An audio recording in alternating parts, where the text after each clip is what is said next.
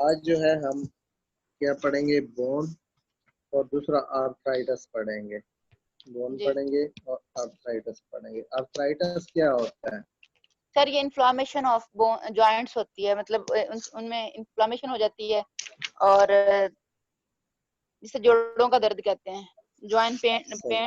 Pen होती है joint में, और इसमें मतलब न्यूट्रिशनल फैक्ट भी होता है, विटामिन डी की ये सर बाज़ ऑटोइम्यून औक़ात होता कमी है, होती है, जिस इस वजह तरह से भी हो जाती है, मस्तीनिया और ग्रेविस बाज़ उसी औक़ात तरह ये ये भी विरासती होता है। मतलब इनहेरिटेड भी होता है। सही, इसकी किस्में हाँ, कौन ऑटोइम्यून भी कौन होता सी है। होती हैं? इसकी टाइप्स कौन कौन सी होती हैं ज्यादातर? सिस्टमेटिक है सर, पोली आर्टिकुलर है, और एक और है सर इसकी पैसी ओलियो इसकी 100 से आर्टिकुलर। ज़्यादा कॉन्सेंट्रिक। टाइप्स हैं वैसे, हैं? पोली आर्टिकुलर है और पैसी आर्टिकुलर है, लेकिन इसकी जो टाइप्स होती हैं वो मोर देन 100 हैं। जी। 100 से ज्यादा होती हैं, लेकिन बस कुछ कॉमन टाइप्स जो है वो सिस्टमेटिक है, जैसे पोली आर्टिकुलेटर और पैसी आर्टिकुलर है। पैसी ऑस्टियोआर्थराइट्स भी आर्टिकुलर है। होती है। हाँ जी। हम्म, जुवेलियन अर्थराइट्स भी होती है। हाँ, जो नाइल रूमाइड आर्थराइट्स। इसकी जो काजेज हैं वो क्या है, वो भी अननोन है। यूएसए के अंदर हर 30,000, यूएसए के अंदर तकरीबन 2.5 लाख चिल्ड्रन और 30,000 अडल्ट जो है इससे इफेक्ट है आर्थराइटिस से। ठीक है, ये इसमें क्या होता है, इन्फ्लेमेशन ऑफ जॉइंट होती है due to in abnormal antibodies की वजह से। डिफरेंट थ्योरीज हैं, कुछ कहते हैं जाइट डाइट की वजह से भी होता है, इन्फेक्शन की वजह से भी होता है, हेमरेज की वजह से भी हो सकता है। इसकी ज़्यादातर रेशो जो है 60 to 70% जो है चिल्ड्रन में होती है, और बाज़ दफ़ा ये होता है कि चिल्ड्रन में 10 साल के बाद ऑटोमेटिक जो है डिजीज़ फ्री अफेक्टिव हो जाती है। ठीक है। सर, अगर अर्थराइट्स का मसला होगा बच्चे को, तो वो तो नॉर्मल स्कूल में पढ़ सकता है ना? डेफिनेटली वो नॉर्मल में जाता है, लेकिन पढ़ने का शायद पर्पस ये होता है क्योंकि जब आप डाइवर्स क्लासरूम को लेते हैं तो उसमें अर्थराइटिस वाला भी आता है। जब आप इंक्लूजन की बात करते हैं तो उसमें डेफिनेटली अर्थराइटिस वाले इश्यूज आपको पता हो, लेकिन ज़्यादातर ये मसले जो हैं इसको आइडिया होते हैं स्पेशल एजुकेशन टीचर को। तो arthritis is defined as inflammation of one और मोर जॉइंट। किसी भी एक या एक से ज्यादा जॉइंट्स की इन्फ्लेमेशन हो जाती है, leading to pain and stiffness, जो जिससे पेन भी होता है और बाद दफा क्या होता है खिंचाव या स्टिफनेस भी होता है। और that can worse with age, age के साथ ज्यादातर वर्स होता जाता है। लेकिन हम बच्चों की बात करें तो चिल्ड्रन के अंदर 10 साल के बाद अमूमन जो है ये फ्री अफेक्टिव हो जाता है, यानी इसका असर खत्म हो जाता है, लेकिन जो अडल्ट हैं उसमें वर्स होता है। सही है। arthritis affect the joints, the tissues and the surrounding of the joints and tissues connected with joints। tissues को और joints को affect करता है जिनसे tissue जो joint connected होते हैं। arthritis affect more than 180 million people in India। ठीक है, 180 million people जो है इंडिया में ज्यादातर arthritis से affected हैं। arthritis is mainly divided into groups which is described below। वैसे इसकी जो टाइप्स हैं वो मोर देन 100 है, लेकिन इसको हम स्पेसिफिक ग्रुपिंग में अगर हम डिवाइड करते हैं और कुछ स्पेसिफिक टाइप्स जो है उनकी भी बात करते हैं, तो कनेक्टिव टिश्यू डिजीज आती है। Connective tissue is the tissue that hold together or divide other body tissues and organ, जो कि जॉइंट्स को होल्ड करते हैं। जॉइंट्स को बेसिकली उनके इर्द गिर्द क्या होते हैं, लिगामेंट्स होते हैं या टिश्यूज होते हैं जो उनको होल्ड करते हैं, मूवमेंट में आसानी पैदा करते हैं। लिगामेंट और टेंडन होते हैं sir, tendon, tendon, tendon. Connection between bone to muscle. जी, टेंडन जो है बेसिकली वो नर्व सप्लाई है। टेंडन जो है वो ज्यादातर नर्व सप्लाई से रिलेटेड होते हैं, और वैसे लेगामेंट होते हैं। अगर किसी का टेंडन जो है कट जाता है, मतलब ये जो हमारे अगर हम हैंड की बात करें तो ऊपर से एक टेंडन आ रहा है, अगर ये कट जाता है तो हाथ का नीचे वाला जो पोर्शन है वो सारा क्या हो जाता है, पैरालाइज हो जाता है, कोई फिंगर शिंगर काम नहीं करेगी। टेंडन अगर फ्रैक्चर हो तो इनको अमूमन सर्जरी से आराम से जोड़ा जा सकता है। एक्सीडेंटल इश्यूज में अक्सर टेंडन कट जाते हैं तो उसकी वजह से की सर्जरी होती है और टेंडन को साथ में दोबारा से जोड़ा जाता है, जिससे जो है मूवमेंट, उससे नीचे वाली मूवमेंट जो है वो एक्टिव हो जाती है। कॉमन सिम्टम ऑफ सीटीडी क्या होती हैं? Scleroderma and dermatomytosis are popular example of CTD. Dermatomyositis, derma skin को कहते हैं, यानी इन्फ्लेमेशन ऑफ स्किन ज्यादातर इसमें होती है, क्योंकि टिश्यू की डिजीज है तो जो स्किन है वो इन्फ्लेमेटरी नजर आती है उस जॉइंट के ऊपर, तो उससे पता चलता है कि ये कनेक्टिव टिश्यू डिजीज है। Rheumatoid arthritis, rheumatoid arthritis is a chronic autoimmune disease है। ये क्या है? ऑटोइम्यून, ऑटोइम्यून क्या है? जो कि इम्यून सिस्टम के रिएक्ट करने से प्रोड्यूस होती है। Effect both the joint of hand, wrist and नी। ये ज्यादातर जो हैंड के जॉइंट है और रिस्ट के जो है कलाई के जॉइंट्स हैं, और जो नी है क्या कहते हैं, नी के जॉइंट्स, यानी ये जो हमारा जिसको क्या कहते हैं, नी को क्या कहते हैं, लेग्स वाला जो जॉइंट होता है बड़ा, इसको नी किसको? कहते हैं, knee joint. Knee joint, joint कौन से होते हैं? एंकल जॉइंट है, टखने वाला, एल्बो जॉइंट है, नी जॉइंट है, रेस्ट जॉइंट्स है, ठीक है, हैंड वाले जॉइंट्स हैं। तो ये सारे जॉइंट्स हैं। इसमें ज्यादातर जो रोमेटाइड आर्थराइटिस है इसमें हैंड वाले जॉइंट्स और नी वाले जॉइंट है, जिसकी वजह से मोबिलिटी भी इफेक्ट होगी और जो आपकी राइटिंग है वो भी इफेक्ट होगी रोमेटाइड आर्थराइटिस अगर होगा तो। मेटाबॉलिक आर्थराइटिस होता है, जो कि क्या होता है, मेटाबॉलिज्म में डिफेक्ट की वजह से होता है। ज्यादातर यूरिक एसिड इंक्रीज कर जाता है इसमें। यूरिक एसिड अगर इंक्रीज कर जाता है तो वो जॉइंट के अंदर लीक होना शुरू हो जाता है, जिसकी वजह से मेटाबॉलिक आर्थराइटिस होता है। इसमें क्या, फिर यूरोगो टैबलेट वगैरह दी जाती है, और यूरिक एसिड वाली जो डाइट्स है उससे उसको प्रिवेंट करवाया जाता है कि वो कम खाए, which is found in the human cells and food. The arthritis creates sudden spikes of unbearable pain and even gout attack. इसमें क्या होता है, gout और unbearable pain होता है मेटाबॉलिक, जब यूरिक एसिड इंक्रीज होता है और वो लीक हो जाता है जॉइंट में, तो बहुत ज्यादा फिर उसमें डाइट मॉडिफिकेशन और मेडिकेशन दी जाती है, ताकि जो है उसकी मिकदार यूरिक एसिड की कम हो, और ब्लड से टेस्ट करवाया जाता है यूरिक एसिड का। इन्फेक्टियस आर्थराइटिस होता है, जो कि ज्यादातर इन्फेक्शन से जो है होता है। इसमें फंगस है एंड जॉइंट सिमुलेट इन्फ्लेमेशन हो जाती है।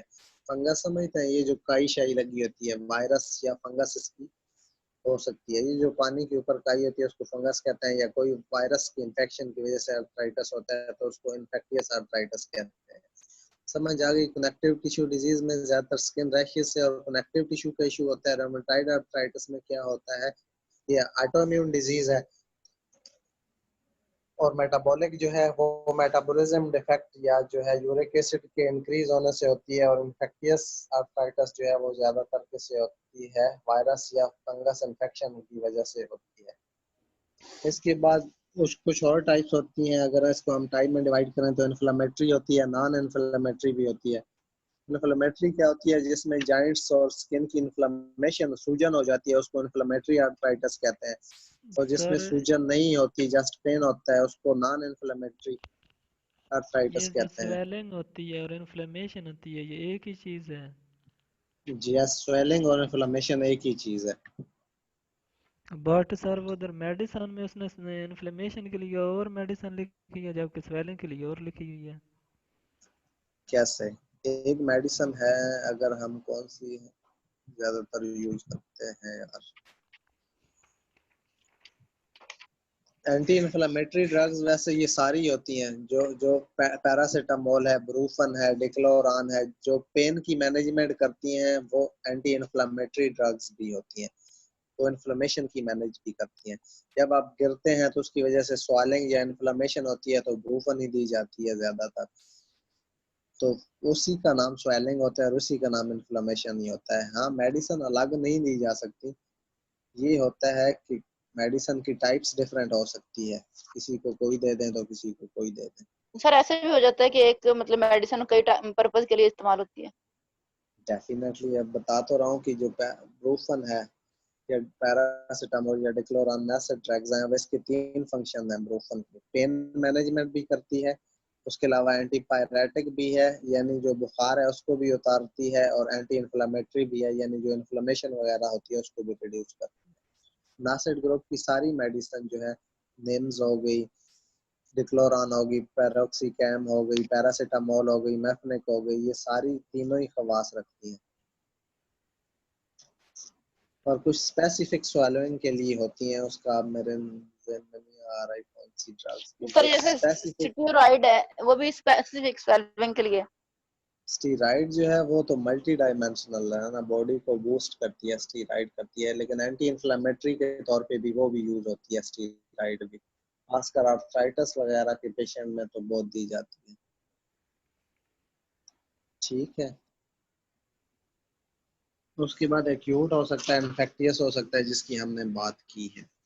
ये ज्यादातर सिस्टमेटिक की सब टाइप्स हैं, ये जो है ना सिस्टमेटिक की सब टाइप्स हैं, इन्फेक्टियस है, इन्फ्लेमेटरी है, एंटी इन्फ्लेमेटरी है, और कौन सी रूमेटाइड है, ऑस्टियोआर्थराइटिस है, हेमरेजिक है। हेमरेजिक आर्थराइटिस जो होता है वो ज्यादातर अगर कोई जो ब्लड है वो लीक हो जाए किसी चोट से या किसी इशू की वजह से किसी जॉइंट में, तो उसकी वजह से जो आर्थराइटिस होता है उसको हेमरेजिक आर्थराइटिस कहते हैं। अगर इसकी काज की बात करें, this is no definite cause of sir arthritis, injury से अननोन भी है। हो सकती है ये। सर इंजरी से भी हो सकती है। इंजरी कह तो रहा हूँ कि अगर आपको इंजरी हुई है उसकी वजह से इनर ब्लीडिंग हुई है, जॉइंट के अंदर ब्लीडिंग हो गई है, तो उसको हेमरेजिक आर्थराइटिस कहते हैं। ठीक है, जैसे ठीक है। इंजरी ब्रेन की होती है तो ब्लीडिंग ब्रेन में होती है तो उसको सीवीए होता है, इसी तरह अगर किसी लेग वगैरह की हुई है तो अगर उसकी वजह से इनर ब्लीडिंग है जॉइंट में, बाहर ब्लड नहीं आया अंदर लीक हो गया, तो उसकी वजह से हेमरेजिक आर्थराइटिस हो सकता है। इसकी काजेज अननोन होती हैं, लेकिन कुछ जो है उनको कंसिडर किया जाता है प्रोबेबली। वो कौन सी इन्फेक्शन हो सकती है, वायरस या बैक्टीरिया या फंगस की, इम्यून सिस्टम डिसफंक्शन यानी ऑटो इम्यून काज हो सकती है, इंजरी हो सकती है, जेनेटिक या इनहेरिटेंस प्रॉब्लम से हो सर सकता है, या मेटाबॉलिक अबनॉर्मलिटीज भी हो सकती है ना। हाँ अनयूजुअल मेटाबॉलिज्म से हो सकता है। स्क्रीन नजर आ रही है आपको? अच्छा हाँ अब आ गए। और ये ठीक है, अनयूजुअल मेटाबॉलिज्म से भी हो सकता है, तो ये इसकी कॉमन काजेज हो सकती हैं।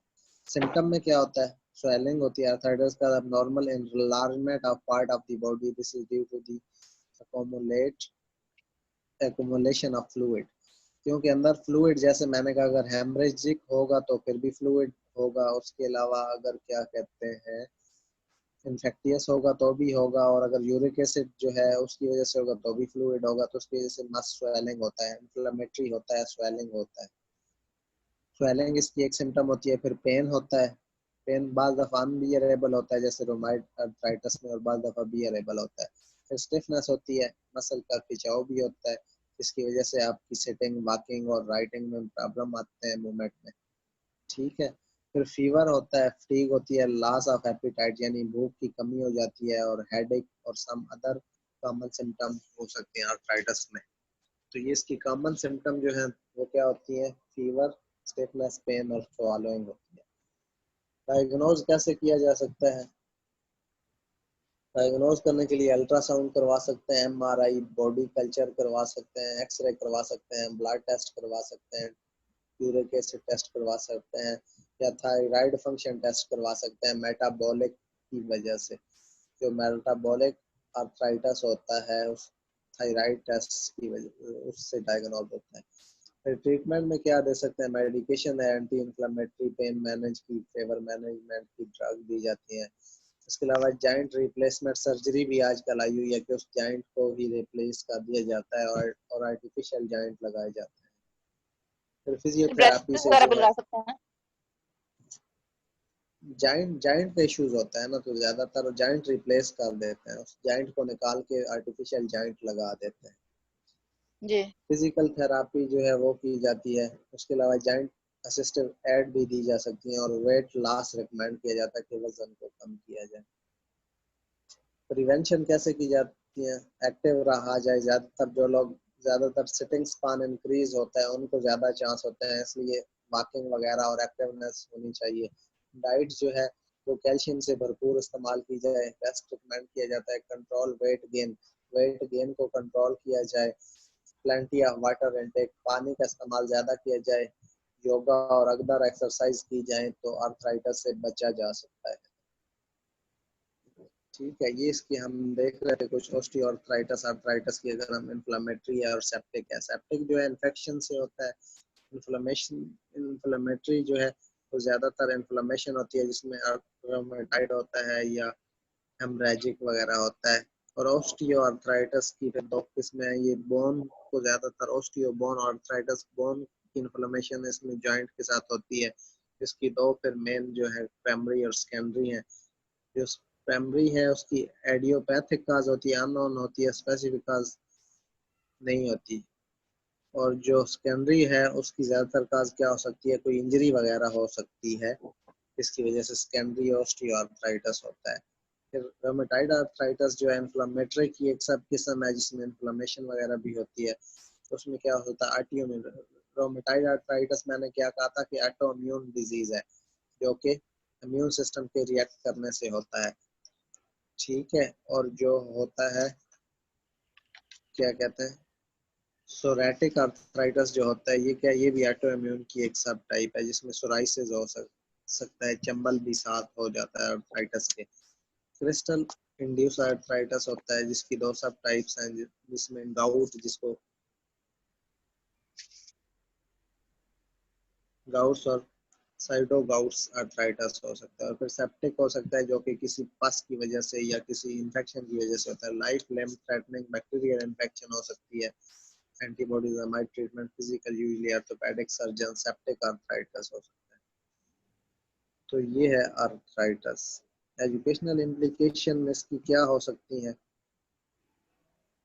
आप अगर देखें तो एजुकेशनल इम्प्लीकेशन ये होता है कि उसको पेन होता है, उसकी मैनेजमेंट आपने करनी है, पेन की वजह से वो किस तरह सर से उसकी अपना, क्लासरूम प्लानिंग में भी मॉडिफिकेशन करनी होगी, मतलब बैठने में भी।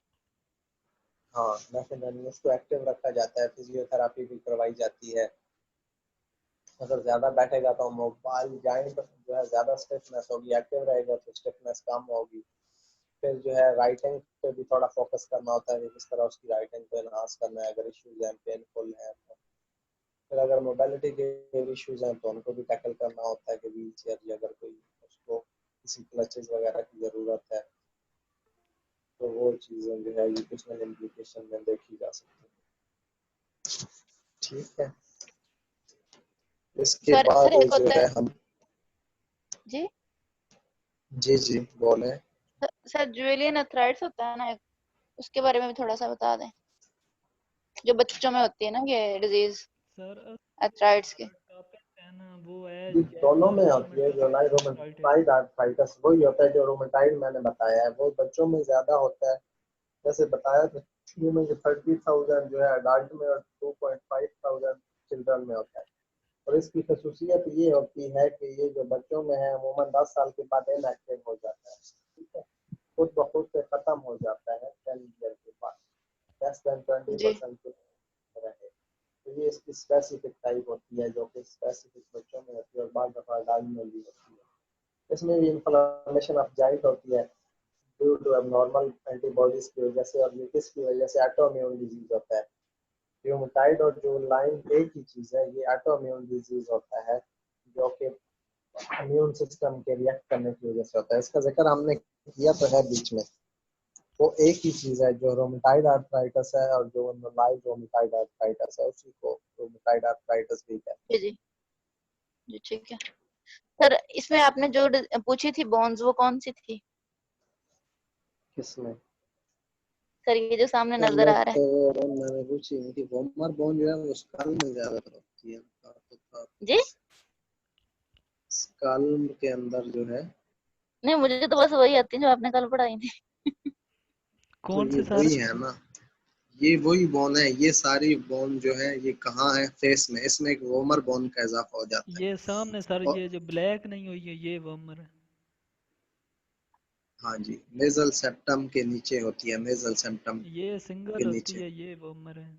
सिंगल एक ही बोन होती है। और ये ये एथमाइड फिश जो है ये वो फिशन में आती है, और एथमाइड पूछी थी ये किसमें, स्कल में आती है। बस यही, ये सारी मैंने आपको भेजी तो थी, आपको याद है, सारी बोन बाय पार्ट्स भेजी है। 22 होती हैं, 8 जो है स्कल की और 14 जो है वो फिशल क्लवेरा की होती हैं। इसके बाद हम ये करते हैं ये बोन। क्लेविकल बोन, आवाज आ रही है? क्लेविकल बोन जो होती है ये जो क्या कहते हैं, शोल्डर को ये किससे सामने नहीं मिला सर, रही है? ये स्टर्नम से जो मिला रही है। स्क्रीन नजर आ रही है? यस जी सर। आ रही है। ये क्या होती है जो स्टर्नम से मिलाती है किसको? शोल्डर को। ये क्लेविकल शोल्डर बोन को होती है।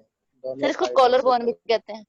कॉलर बोन भी कहते हैं और क्लेविकल। उसके बाद स्कैप्यूला होता है, ये जो नर्म सी हड्डी पीछे होती है, भुरभुरी सी ये हड्डी होती है, शोल्डर की back cartilaginous side. Bone. Shoulder की बैक साइड पे कार्टिलेजिनस टाइप की बोन होती है। फिर स्कैपुला होती है, फिर स्टर्नम होती है। ये स्टर्नम आप देख रही हैं, ये जो ये सामने, हाँ, ये लैरिंक्स के नीचे जो मिडल। हड्डी आगे है, लैरिंक्स, लैरिंक्स जहाँ खत्म हो रहा है उसके नीचे जो हड्डी है वो स्टर्नम होती है, बिल्कुल लैरिंक्स जिससे के रिब्स नीचे। कनेक्टेड हुई हैं, ये स्टर्नम है। रिब, हाँ, रिब से भी कनेक्टेड होती है।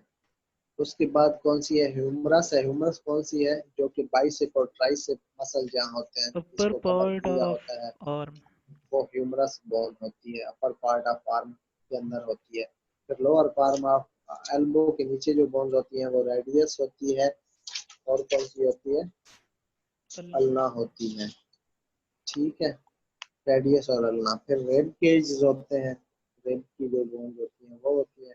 इसके पीछे जो है वर्टिब्रा की बोन है, कौन सी वो होती है? सर्वाइकल है, फिर थोरेसिक। थोरेसिक है, फिर लंबर है, फिर सैक्रल है और फिर ऑक्सीजियल है। वो बोन्स होती हैं। उसके नीचे अगर हाथ की बात करें तो ये जो रिस्ट हमारी होती है, जिसको रिस्ट कहते हैं, ये कार्पल्स बोन्स होती हैं। रिस्ट कलाई वाली जो बीच में जॉइंट सा होता है, ये कार्पल्स होती हैं। इसके नीचे जो होती हैं वो बोन्स, वो मेटाकार्पस। मेटाकार्पल्स होती हैं और उसके नीचे जो होती हैं वो फ्लंजेस होती हैं। ठीक है। फिर पेल्विक ग्रेड होता है। पेल्विक ग्रेड जो है ये देख रहे हैं, पेल्विक ग्रेड होता है। उसके नीचे जो बोन होती है फ्यूमर होती है, जो थाई के अंदर होती है और पेल्विक ग्रेड से कनेक्टेड होती है। वो कौन सी बोन होती है? फ्यूमर बोन होती है। फ्यूमर बोन होती है।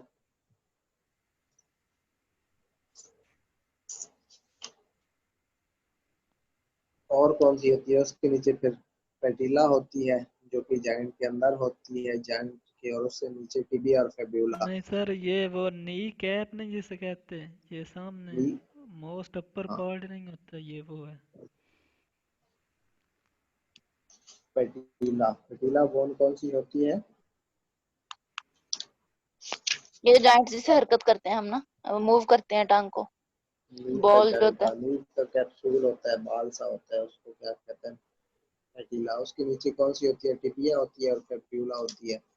अब इन दोनों जो में से सीधी बड़ी होती है, कौन सी बड़ी है? होती है। सर, जो बड़ी होती है वो ताइबा होती है, जो छोटी होती है बारीक साथ, वो फिब्यूला हाँ, होती है।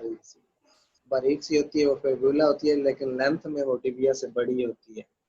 ठीक है। टिबिया जो है इसको शाइन बोन भी कहते हैं, आपने जैसे कहा था तो मैंने देखा। लेकिन अगर शाइन वैसे में sir, size, Shane bone Shane कहते या हैं। शाइन? अच्छा, शेन। Shane bone.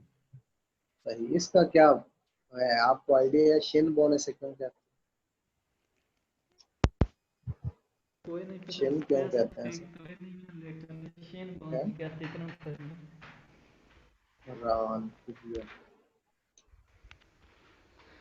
अच्छा, जो बॉडी का ज्यादातर वेट होता है वो किस बोन बोन पे होता है? सर, इसी पे होता है, शेन बोन पे। शेन बोन पे होता है, बिल्कुल। टिबिया जिसे कहते हैं। इसको शेन क्यों कहते हैं ये देखूंगा मैं आज, अगर कोई स्लाइड मिली तो भेज दूंगा। This is called Shane. ये क्या होती है? सर ये मांस और बड़ी हड्डी होती है और इसके पीछे फेब्यूला होती है जो बारीक होती है लेकिन लेंथ में इससे बड़ी होती है। उससे नीचे फिर जो है टार्सल्स होते हैं। ये जो जॉइंट है पाँव वाला, इसको टार्सल्स कहते हैं। फिर उससे नीचे मेटाटार्सल्स और फिर फ्लैंजेस होते हैं। ठीक है। सर इसके बाद ना हमने ये काफ़ी पढ़ लिया, अब मैंने दूसरा जो रह गया ना, मतलब जर्नल जर्नल वो पढ़वा देना कल से। जर्नल में क्या क्या पढ़ना है? मतलब सर वो दूसरे जो है ना, इंटीग्रेशन वगैरह और पुलिसिंग हो गई हैं, इस तरह का जो बाकी रह गया वो पढ़ा दें। सही हो गया। ठीक है, यही करना था। अब ये आपका वो रहता है, चंद चीजें उनको कर लेते हैं, अदर सर हेल्थ इसमें वो हमने 50% तो कर लिया, क्लियर है। जो अदर हेल्थ इम्पेयरमेंट है ना वो थोड़ी देख लेते हैं, उसमें जो ज्यादा सिस्टिक वो फाइब्रोसिस है, हमने अस्थमा पढ़ी और हुई हैं वो वाली। सर, ये समूना ने भी पढ़ी हुई हैं, मैंने भी पढ़ी हुई हैं, तो चलो ऐसे ही कर लेते हैं, ऐसा कर लेते हैं, उसको डिस्कस कर लेते हैं। ठीक है, जी सर। उनको थोड़ा सा डिस्कस कर लेते हैं 1-2 दिन। उसके बाद सर दो ऐसे तीन वालों, तीन करके गुजार लेंगे, हाँ उसके बाद तीन तीन 2 दिन करके ना हम कर लेंगे। 3 दिन करके उसको डिस्कस कर लेते हैं। उसके बाद HI वाले भी साथ आ जाएंगे, फिर हम जर्नल पढ़ेंगे जिसके अंदर सोशल डेवलपमेंट है, मोरल डेवलपमेंट है, सर जैसे ये बोन्स हैं तो वो जॉइंट्स फिर का भी होता है कुछ, उनके बारे में पूछ सकते हैं जाइंट के बारे कि में नहीं नहीं, पूछते? इतना नहीं पूछते, नॉर्मली बेसिक ही नहीं सर, पूछते हैं, जाइंट की भी एक बहुत सी दफा ना किस्में हैं वैसे। फिर सर हम वो वो मेरा, मॉडिफिकेशन, अकोमोडेशन और फिर पॉलिसीज भी पढ़ लेंगे। ठीक है, वो सर मैं सर ये बता रहा था 2002, वो मेरा सर ना, जो करंट पॉलिसी है वो कौन सी 2002 वाली चल रही है? नहीं 2017 में एक नई पॉलिसी आई है, जनरल एजुकेशन के साथ आई है, वो वाली है अब करंट। कौन सी, किस ईयर की? 2017 में आई है, जनरल एजुकेशन के साथ चैप्टर आया है, जो पॉलिसी है ना जनरल एजुकेशन, उसमें स्पेशल एजुकेशन का भी एक चैप्टर है। लेकिन ज्यादातर जो चल रही थी पहले, क्या कहते हैं, 2002 वाली थी, फिर बाद में और पॉलिसीज आई हैं 2008 में, जिसमें थोड़ी बहुत सर मॉडिफिकेशन हुई 2002 है। वाली मुशर्रफ गवर्नमेंट ने बनाई थी ना? 2009 में आई, उसमें भी मॉडिफिकेशन हुई। फिर 2015 में आई थोड़ी सी मॉडिफिकेशन। वो मॉडिफिकेशन शुरू में जो मॉडिफिकेशन हुई थी वो ये था कि जो क्या है, इनकी एक्सेस है उसको इम्प्रूव किया जाए, रैम्पशन बनाए जाए और इनको मोटर व्हील चेयर और वो दी जाए। फिर बाद में अकोमोडेशन हुई कि इनकी कार्ड शार्ड बनाए जाए, इनको कार्ड इशू किए जाए, खिदमत कार्ड इशू किए जाए। लेकिन जो मेन थीम है पॉलिसी का वो 2002 वाली के जो गोल्स थे ना, उसमें कुछ क्या है, लॉन्ग टर्म और शॉर्ट सर टर्म अब गोल। हमारी सर अब हमारी लेग कैली 25 डिजीज रह गई है और क्लब फुट रह गया है, ये ऑर्थोपेडिक इम्पेयरमेंट में। सही। और कल ये क्लिफ्ट पैलेट और क्लिफ्ट लिप ये HI वालों के साथ कर लेंगे। चलिए वो तो बस कॉमन है, और फिर उसके बाद उधर हेल्थ इम्पेयरमेंट आ जाएंगे।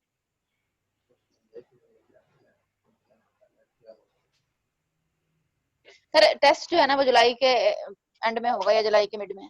उसके बाद रिहेबिलिटेशन इंजीनियरिंग पढ़नी है, वो प्रोसेस है आपका, पैकेज वगैरह जी वो क्या होते हैं वो सर पढ़ना आवाज है। नहीं आपकी सही आ रही। हाँ जी, मैंने कहा इससे निकलते हैं तो फिर कॉमन टॉपिक पढ़ते हैं, फिर आसानी हो जाएगी। HI वालों के साथ हम आपके कॉमन टॉपिक सारे पढ़ेंगे, इसमें पॉलिसीज है, जी जी। मॉडिफिकेशन है, मेन स्ट्रीमिंग है, फिर एड्स वगैरह है, तो वो सारी चीजें कॉमन है। कॉग्निटिव डेवलपमेंट है, सोशल डेवलपमेंट है, इंटीग्रेशन, मेन स्ट्रीमिंग है, तो वो सारे कॉमन टॉपिक है। वो फिर इंशाल्लाह करते हैं, बस 2-3 दिन से निकल जाएंगे, टॉपिक डिस्कस कर लेते हैं आप वाले भी। ठीक है, एडिशनल प्रॉब्लम फिर जो है देख लेंगे, फिर जो है कुछ चीजें पढ़ेंगे। ठीक है, नासिर को लगता है ये चीजें आती हैं ज्यादातर, इसलिए कहता है कि वो ना पढ़े। नासिर आपको आती है ये चीजें? नहीं सर इस समूना ने पढ़ी हुई हैं, ऐसे कहती है इसने पढ़ी हुई हैं, इसको पता है, इसके साथ मैंने पढ़ी थी। कौन सी? ये जो लेकिन है इससे हेल्थ यही होता है कि इम्पेयरमेंट वाली। थोड़ा सा वो डिस्कस करने से चीजें रिवाइंड हो जाती है ना, पढ़ी हुई तो नहीं सर का ना थोड़ा सा मतलब सर को पता होता है कि इस चीज नहीं में या क्या इम्पोर्टेंट है ज्यादा, तो हमारा फोकस नहीं, वो नहीं जब होता। एक दफा पढ़ लिया तो वो टाइम ही जाया हो रहा है ना, फायदा तो कोई नहीं है ना, आगे आगे चले बार बार एक चीज को पढ़ने का फायदा क्या है? बार बार करने से क्लैरिटी आती है। सर पेपर होता है इसमें वैसे, कॉन्सेप्चुअल, डेटाबेस नहीं होता। तो कंसेप्चुअल होता है, जो तो फिर अच्छी तरह से जो चीजें आई इम्पोर्टेंट आती चीजें हों होती हैं। तो समझ आती है उनकी, वरना नहीं आती। वरना आती चीज बंदा गलत कर आता है। उधर वैसे अच्छा, भी अक्सर गलती होती है, क्या? उधर अक्सर वैसे गलती हो जाती है। नहीं, अगर क्लैरिटी हो फिर नहीं होता गलत, अगर अच्छी तरह से। सर क्लैरिटी क्या हो तो जो ना, फिर गलत जो नहीं होते, क्वेश्चन इसीलिए आंसर होता है ना वो पहले ही बंदा कहता है ये आंसर है ही नहीं, हालांकि होता वही है, बंदा ये आंसर नहीं, इसको छोड़े आगे चले। वो आगे आपको आंसर क्लियर होता है 100% तो क्लियर होता है, जब नहीं होता तो फिर वही लगाते हैं जो नहीं। ठीक है, इसलिए भी मसला होता है। इसलिए ये चीजें इनसे कॉमन सवाल आना, ये नहीं आना कि बहुत डीपली आना। इस तरह पूछ सकता है जैसे crescent shape cells lies in which disease, किस में होते हैं, हेमोफिलियम में होते हैं, सिकल सेल एनीमिया में होते हैं, या टी सेल साशिया में होते हैं, किस में होते हैं। तो ये चीजें बेसिक कॉमन होता है, इसलिए होता है। अच्छा, इसलिए कुछ कॉमन चीजें जो है मैं उन पर ज्यादा फोर्स करता हूँ, ऊपर ऊपर से दिन आने के चांस ज्यादा होते हैं, इनको रिवाइज करने के लिए चलो 2-3 दिन चले इनको डिस्कस कर लेते हैं, उसके बाद ठीक है। सर वो ना वैसे डिजीज को लेके इतनी डेप्थ में नहीं जाते जितना लेके ना रिसर्च को डेप्थ में जाते हैं। लेकिन वो सारी चीजें कॉम्बिनेशन से पूछता है, कहता रहा हूँ। पॉलिसी का क्वेश्चन भी होता है, डेवलपमेंट के क्वेश्चन भी होते हैं, इंटीग्रेशन के क्वेश्चन भी होते हैं, पैरेलल टीचिंग इसके भी क्वेश्चन होते हैं, कैरिकुलम क्या होता है, अकोमोडेशन एडaptation उसके क्वेश्चन भी होते हैं, डिजीज के भी होते हैं, न्यूरोलॉजी के भी होंगे। अब क्योंकि बार क्योंकि उसका फोकस पीआईसी होगा तो ज्यादा क्वेश्चन फील्ड से होंगे। लास्ट टाइम ये था कि उसका फोकस जो था वो पीआईसी नहीं थी, ज्यादातर साइकोलॉजी वगैरह थी, इसलिए वो क्वेश्चन आपकी तरह और आए होंगे। इस दफा जो क्वेश्चन होंगे वो ज्यादातर आप देखेंगे कि मैक्सिमम फील्ड से होंगे और उसमें बहुत सी डिजीजेज जी सर। सर रिलायबिलिटी और अच्छा। वैलिडिटी के रिलेटेड भी होते हैं। वो तो रिसर्च से रिलेटेड है ना। जी ठीक है, लेकिन ये होता है कि आपको अगर 60 क्वेश्चन ठीक आते हैं तो आपने टेस्ट को अटेम्प्ट कर लिया और आप निकल जाते हैं। 100/100 तो आप नहीं कर सकते। ये होता है कि आपको मैक्सिमम 60, 65, 70 क्वेश्चन आने चाहिए। इसलिए फोकस तो वही है कि वो चीजें हम लोग करें जिसमें से क्वेश्चन ज्यादा आते हैं और आने के चांस है, इंशाल्लाह हो जाएगा। सर जो टेस्ट मैंने दिया था ना पहले, उसमें डायबिटीज को और कैंसर को बहुत ज्यादा डिस्कस किया हुआ था। डिफरेंट तरीकों से ना डायबिटीज और कैंसर को डिस्कस किया हुआ था। और जब मैंने पहले अटेम्प्ट में सवाल सारे किए थे ना तो 70 मैंने कर लिए थे। मैंने करके जब देखे ना तो 70 हो गए थे बस। उसके बाद फिर मैंने 5 और किए बस। सही, चलो मतलब फिर तो 70 अच्छा थे वो किया कंफर्म आपने। थे। हाँ तो फिर बस सही हो गया, बस 5 इतने ही और। करने होता है, इससे ज्यादा तो करना ही नहीं चाहिए, इंसान निकल जाता है। चलिए ठीक हो गया, सही है। इंशाल्लाह 2-3 दिन नासिर क्लियर कर लो, उसके बाद फिर आपके जो पसंदीदा टॉपिक है वो पढ़ लें। चलो इनके ठीक है सर, पसंदीदा सर जैसे क्या है? आपकी मर्जी। वही नहीं इंटीग्रेशन और सर, अकोमोडेशन और वही अडॉप्टेशन बता और रहे हैं पॉलिसीज वगैरह, मेरे ख्याल में शायद ये कह रहे हैं कि वो ज्यादा। सर, मतलब जो जर्नल जर्नल कॉमन चीजें हैं वो करवानी। अच्छा, वैसे और कॉमन चीजें कौन सी हैं स्पेशल एजुकेशन? 50% एरिया में से आना है, 30% जर्नल नहीं 30% स्पेशल एजुकेशन में से आना है, और 50% एरिया में से और 20% जनरल नॉलेज आना है। और जनरल नॉलेज जितना मर्जी कर लें और फिर छोड़ना ही पड़ता है बीच में से। कोई इक्का दुक्का सवाल होते हैं जो इजी होते हैं, जो आते उसमें होते हैं से बस। यहाँ 5-10 सवाल आपको 5-4 आ ही जाते हैं। ज्यादातर जी सर। फील्ड के क्वेश्चन ऐसे होते हैं जो आपको आते होते हैं। हो जाएगा यार, तो टेस्ट पास है इंशाल्लाह। बस चीजों को थोड़ा सा ये है, ये पढ़ाने का मकसद ये था। वैसे तो मैं आपको बुक ही पढ़ा देता, उसमें सब चीजें मौजूद है। ये था कि ये चीजें डिस्कस होने से कुछ आपके ब्रेन में आ जाए और कंसेप्ट हो जाए। ज्यादातर जो मैंने टेस्ट दिए हैं वो यही मैंने ऑब्जर्व किया है कि